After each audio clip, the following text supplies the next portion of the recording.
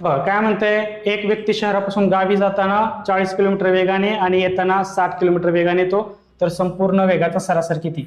हे ए गाव आहे आणि हे बी गाव आहे. ए गावापासून बी गावाकडे जातो 40 किलोमीटर पर आवर या वेगाने, आणि बी पासून ए कडे जातो 60 किलोमीटर पर आवर वेगाने. लक्षात ठेवा आता हा फॉर्म्युला खूप महत्वाचा आहे. सरासरी वेग काय? सरासरी वेग 2xy भागिले x अधिक y.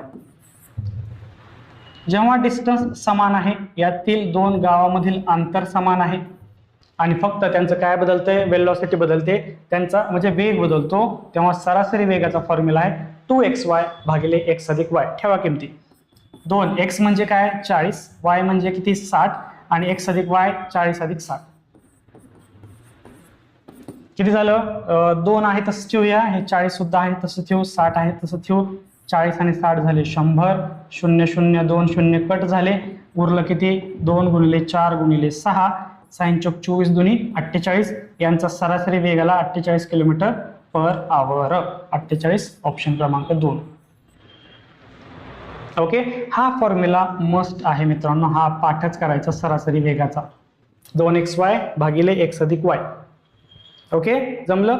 गणितामध्ये खूप सारे कमी फॅक्ट्स आहेत, कमी फॉर्म्युला आपण लक्षात ठेवल्याच्या ते तोडमोडवर फिरवून आपण फॉर्म्युले सूत्र तयार करतो. त्यातीलच हा एक फॉर्म्युला तुम्हाला म्हटलं वर्कबुक तयार करा, सेपरेट असेल तर खूप उत्तम. त्याच्यामध्ये जे येत नाही, मला जे येत नाही ते त्यात लिहायचं, म्हणजे आपल्याला आपला जो अभ्यास आहे स्वतःचा तो आपल्याला परिपूर्ण करायचा आहे. आणि जर वॅकंट स्पेसेस आहेत म्हणजे व्हॅक्युल्स म्हणजे मला जे येत नाही ते मी एका दुसऱ्या वहीत लिहिणार आणि त्या अभ्यास एक स्टेप बाय स्टेप करत पूर्ण करणार.